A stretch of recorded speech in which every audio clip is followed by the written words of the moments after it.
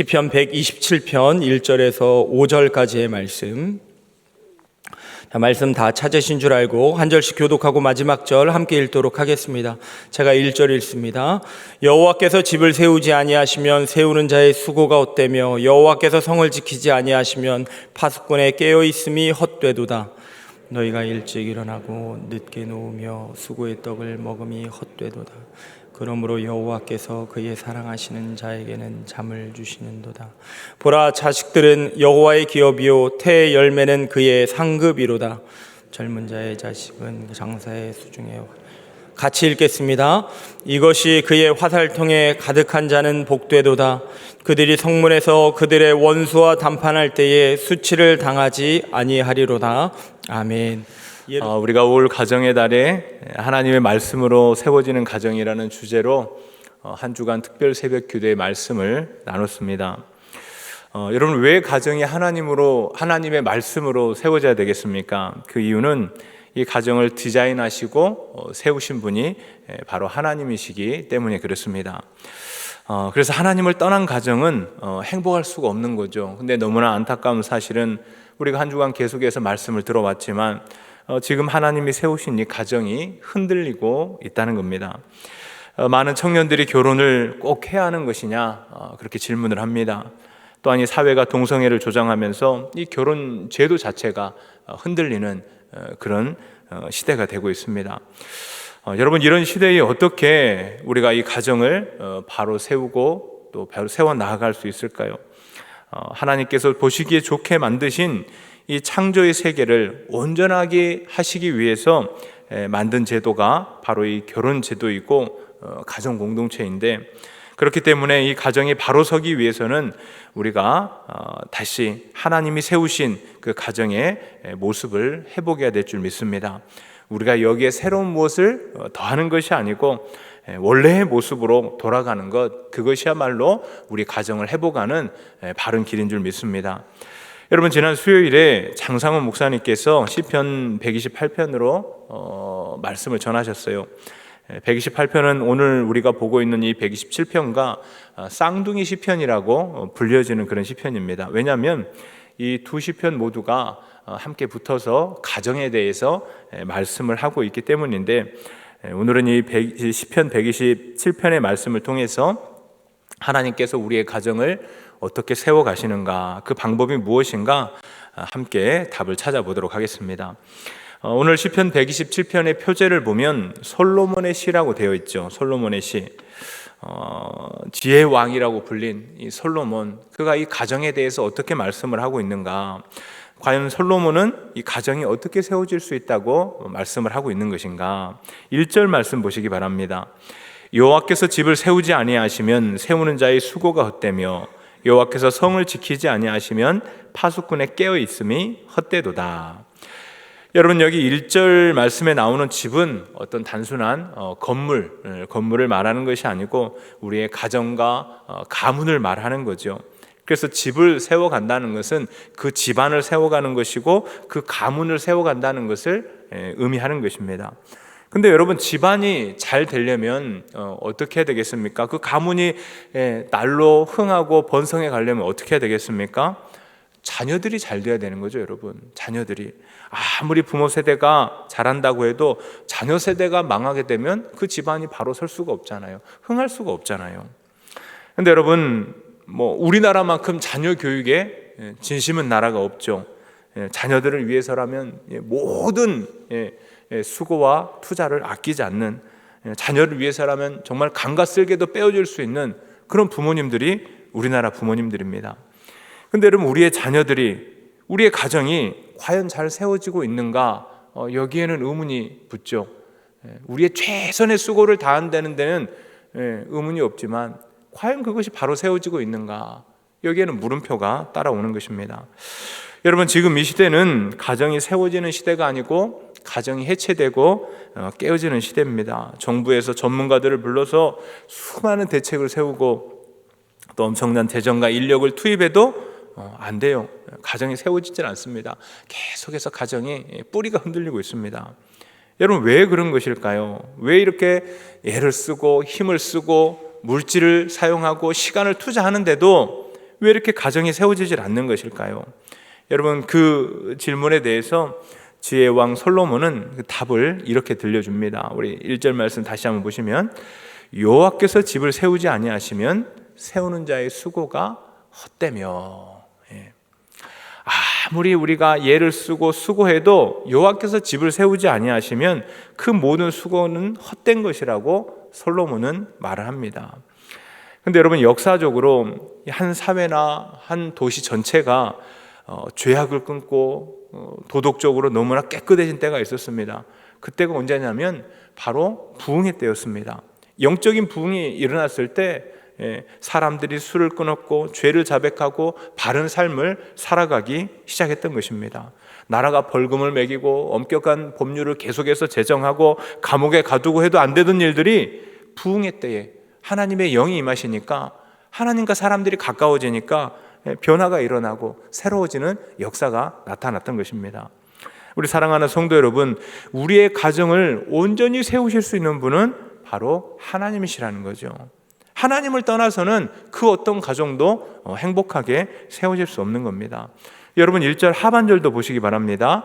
여호와께서 성을 지키지 아니하시면 파수꾼의 깨어있음이 헛되도다. 여러분, 성에는 성을 지키는 성벽이 있습니다. 그리고 그 성벽에는 파수꾼이 있어서 적들이 침입을 하는지 무슨 잘못된 일이 일어나고 있는지 24시간 감시를 합니다. 그러니까 성이 얼마나 안전한 곳이에요. 그 성벽 안에 있다면 너무나 안전한 곳이잖아요. 근데 솔로몬은 뭐라고 말씀해요? 여호와께서 성을 지키지 않으면 파수꾼의 깨어있음도 그 모든 수고와 노력도 헛된 것이라고 말씀을 하는 것입니다. 2절 전반절도 마찬가지예요. 2절 전반절입니다. 너희가 일찍이 일어나고 늦게 누우며 수고의 떡을 먹음이 헛되도다. 일찍 일어나고 늦게 자고 계속해서 이 수고의 떡을 먹고 애를 쓰고, 여러분, 꼭 우리나라의 삶을 보여주는 것 같지 않습니까? 외국 사람들이 우리나라 사람들 보면 그런 데잖아요.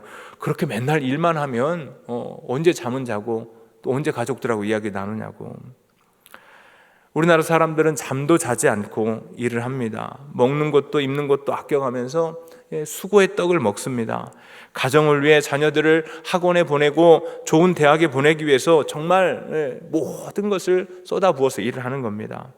그런데 그럼에도 불구하고 하나님이 함께 하시지 않으면 그 모든 것이 헛되다고 솔로몬은 우리에게 답을 줍니다. 수고와 노력이 중요하고 우리에게 필요한 것이지만 하나님 없는 수고는 여러분 아무것도 아니라는 거예요. 하나님 없는 수고는.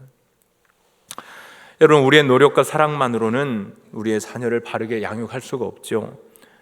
우리가 자녀를 위해서 그렇게 애를 쓴다고 쓰지만 시간이 흐르고 보면 오히려 그것이 우리의 가정을, 우리의 자녀들을 무너뜨리는 것이 되는 때가 많이 있습니다. 여러분, 세상의 가치관으로 가르친 자녀들은 세상의 자식이 되지 하나님의 자녀가 되지 않습니다. 세상을 따라 살게 되면 정욕의 지배를 받게 되고 자기중심적인 사람이 되죠. 자기중심적인 것, 이기적인 것, 여러분, 이것이 모든 죄의 뿌리 아닙니까? 그러니까 그 삶을 살아가게 되면 어떻게 돼요? 세상을 따라가는 삶을 살게 되면 아무리 열심히 가르치고 열심히 살아도 그 삶이 무너질 수밖에 없다는 것입니다. 이것이 하나님 없는 삶의 결과인 거죠. 여러분, 가정과 일터에 문제가 생기셨습니까? 무엇이 문제일까요, 여러분? 내가 열심히 하지 않아서 그것이 문제일까요? 내가 하나님으로부터 멀어진 것이 문제의 원인은 아닌가? 여러분, 우리는 한번 그것을 점검해 봐야 될 겁니다. 여러분, 자녀들에게 무엇을 더 많이 해줘야, 더 많은 것을 갖추어줘야 자녀들이 잘 자라가는 것이 아닙니다. 가정이 어렵고 자녀들이 방황하고 있을지라도 부모님들이 이 주 안에서 그 자리를 분명하게 지키고 있다면 여러분, 방황하던 자녀들도 반드시 제자리를 찾아오게 될 것입니다. 여러분, 하나님이 함께 하시면 그럼 과연 어떤 일이 일어나는가? 하나님이 함께 하시지 않으면, 하나님이 없으면 모든 것이 헛되다고 말씀하셨는데 하나님이 함께 하시면 어떤 일이 일어나는가? 2절 하반절에 이렇게 말씀을 하죠. 그러므로 여호와께서 그의 사랑하시는 자에게는 잠을 주시는도다. 아마 전에 동사 목사님께서도 이 말씀 한번 하신 것 같아요. 여호와께서 그의 사랑하시는 자에게 잠을 주신다는 이 말씀에는 하나님께서 우리가 잠을 자는 동안에도 옳은 것을 주신다 또는 복을 주신다, 이런 의미가 담겨져 있습니다. 스스로 모든 것을 이루고 쌓아가기 위해서 아침 일찍부터 밤늦게까지 수고하고 그렇게 애를 쓰지 않아도 하나님께서 사랑하는 자에게는 잠을 자는 동안에도 복을 주신다고 말씀을 하시는 거예요. 우리가 애쓰고 수고하지 않아도 하나님과 함께하면 하나님이 그 인생을 책임져 주신다고 말씀을 하는 겁니다. 여러분, 하나님은 사랑하는 자에게 우리가 수고한 것보다 훨씬 더 큰 복을 내려주십니다. 근데 하나님이 우리에게 주시는 복 중에 복이 뭐냐면 바로 자녀들이에요. 3절 말씀 보세요. 보라, 자녀들은 여호와의 기업이요 태의 열매는 그의 상급이로다.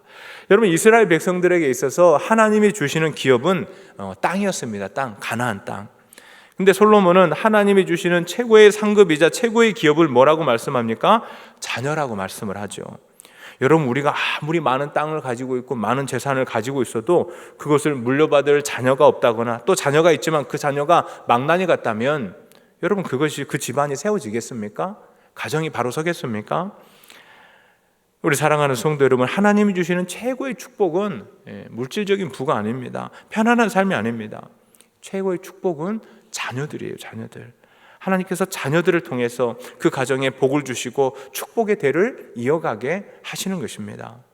근데 요즘은 결혼이 늦어지고 또 결혼을 해도 아이를 가지지 않으려는 분들도 많이 있습니다. 또 일하기 위해서 나중에 아이를 갖겠다고 말하는 분들도 있죠. 근데 여러분, 이건 너무나 큰 착각인 거예요. 여러분, 자녀는 내가 갖는다고 가질 수 있는 게 아니에요. 내가 이때 가져야지 그때 생깁니까? 성경이 뭐라고 말합니까? 태의 열매는 하나님이 주시는 상급이라고 말씀을 하잖아요. 내가 아이를 이때 가져야지 뭐 조종한다고 되는 게 아니에요. 하나님이 주셔야 주시는 거예요. 가질 수 있는 거예요. 나중에 아이를 가지려고 해도 아이를 갖지 못하는 부부가 얼마나 많습니까, 여러분? 여러분, 4절 말씀 보세요. 젊은 자의 자식은 장사의 수중에 화살 같으니. 여러분, 솔로몬은 특별히 젊은 자의 자식이 장사의 수중에 화살 같다고 말합니다. 젊은 자. 여러분, 젊다고 자식을 낳을 수 있는 게 아니에요. 내가 젊기 때문에 자녀가 당연하게 생긴다? 아니라는 겁니다. 하나님이 그 자녀를 복으로 주셨기 때문에, 생명을 주셨기 때문에 우리가 자녀를 낳고 그 자녀들을 양육할 수 있는 겁니다. 여러분, 당연한 게 아니라는 겁니다. 당연한 게. 여호와께서 집을 세우지 아니하시면 모든 것이 헛되다는 거, 그것을 꼭 기억하셔야 됩니다. 여러분, 이렇게 하나님이 선물로 주신 자녀들은 부모에게 큰 힘과 기쁨이 되죠. 그것을 5절에서는 이렇게 말씀합니다. 이것이 그의 화살통에 가득한 자는 복되도다. 그들이 성문에서 그들의 원수와 담판할 때에 수치를 당하지 아니하리로다. 여러분, 고대 시대에는 자녀가 많은 것이 힘이고 또 농사를 지을 때 그 노동력이었잖아요. 자녀 많은 게 최고였어요. 최고. 솔로몬은 자녀가 장사의 수중에 화살 같다고, 그 화살과 같이 강하다고 말을 합니다. 그래서 많은 자녀는 원수로부터 부모를 지키고 수치를 당하지 않게 한다고 말씀을 하죠. 그러니까 하나님이 우리에게 자녀를 주시는 것이 얼마나 큰 축복입니까, 여러분? 근데 우리가 살아가다 보면 어떤 집안은 자녀들로 인해서 수치를 당하고 골치를 썩는 집안이 있는 것을 보게 됩니다. 여러분, 자녀가 이렇게 부모의 수치가 되지 않으려면 반드시 기억하셔야 될 것이 있습니다. 이 자녀는 하나님이 주신 자녀라는 것을 꼭 기억하셔야 되는 겁니다. 내 자녀이지만 내 마음대로 키워서는 안 된다는 거예요, 여러분. 여러분, 자녀가 예의 바르고 훌륭한 태도를 가지고 있을 때 칭찬을 하죠. 정말 이 아이 잘 자랐다고, 훌륭하다고 사람들도 칭찬을 합니다. 근데 여러분, 거기에 만족하시면 안 돼요. 우리 성도님들은, 그리스도인 부모님들은 거기에 만족하시면 안 돼요. 믿지 않는 가정에도 예의 바르고 좋은 태도를 가진 자녀들 많이 있습니다. 하나님이 바라시는 것은 여러분, 도덕적인 사람이 아니에요. 물론 그게 필요하죠. 그러나 하나님은 그걸 바라시지 않아요. 여러분, 2절 말씀에서 하나님이 어떤 자에게 잠을 자는 동안에도 복을 주신다고 말씀했습니까? 그의 사랑하시는 자. 그의 사랑하시는 자. 하나님이 원하는 건 하나님이 사랑하시는 자예요. 우리가 사랑받을 만한 자가 되는 것, 그런 자녀가 되는 것, 그것을 원하신다는 것입니다. 우리 사랑하는 성도 여러분, 자녀들을 세상에서 인정받는 자가 아니라 하나님을 사랑받는 자가 되도록 양육하셔야 되는 겁니다. 그렇다면 어떻게 해야 자녀들을 하나님의 사랑받는 자녀로 우리가 양육할 수 있습니까? 하나님께서 사랑한다는 거 어떤 의미일까요? 요한복음 15장 10절에 이렇게 말씀을 하죠. 내가 아버지의 계명을 지켜 그의 사랑 안에 거하는 것 같이 너희도 내 계명을 지키면 내 사랑 안에 거하리라. 하나님의 사랑받는 자는 하나님 말씀에 순종하고 그 말씀을 지키는 자예요. 바울 사도는 에베소서 6장 4절에서 부모들에게 자녀를 주의 교양과 훈계로 양육하라고 말씀했잖아요. 내 생각이나 세상의 가치관이 아니라 나의 경험이 아니고 주의 말씀으로 양육하라고 가르치고 있는 겁니다. 하나님은 주의 말씀에 순종하는 자녀를 사랑하셔서 그를 복주시고 그 자녀를 통해서 집을 세우시고 수치를 당하지 않게 하시는 것입니다. 우리 사랑하는 성도 여러분, 하나님이 집을 세우시지 않으면 우리의 모든 수고가 헛될 뿐입니다. 우리의 가정을 세우시는 분은 내가 아니고 하나님이라는 것을 꼭 기억하시기 바랍니다. 우리의 힘과 노력으로 이 가정 아름답게 세워지지 않는다는 거 여러분 우리가 너무나 경험하고 있지 않습니까? 그러나 하나님이 우리 가정을 세우시면 잠을 자는 동안에도 하나님께서 복을 주실 줄 믿습니다. 여러분, 하나님이 우리에게 주신 최고의 선물, 복 중의 복인 이 사랑하는 자녀들을 주의 말씀으로 잘 양육하시기 바랍니다. 하나님이 주신 자녀 우리가 하나님께 다시 맡겨드림으로 우리의 자녀들이 장사의 수중에 화살과 같이 힘있게 되고 하나님께서 마음껏 축복하시는 그런 복된 가정이 되시기를 주님의 이름으로 축원드립니다. 아멘. 기도하겠습니다. 하나님 아버지, 이렇게 귀한 자녀를 주심을 감사를 드립니다. 그러나 하나님, 우리의 모습을 돌아보면 내가 이 가정의 주인이 되어서 나의 생각대로 자녀들을 양육하고 이끌어갈 때가 너무나 많았습니다. 하나님, 오늘 이 말씀 다시 한번 마음판에 새겨주셔서 우리의 가정의 주인은 오직 한 분 하나님밖에 없다는 것, 주님밖에 없다는 것을 깊이 깨닫게 하시고 정말로 주의 말씀과 훈계로, 주의 교양과 훈계로 항상 자녀들을 양육함으로 하나님께 사랑받는 자녀가 되어서 하나님께서 복을 주시고 하나님께서 아름답게 세워가시는 우리의 가정이 될 수 있도록 축복하시고 은혜 더하여 주시옵소서. 감사드리며 우리 주 예수 그리스도 이름으로 기도하옵나이다. 아멘.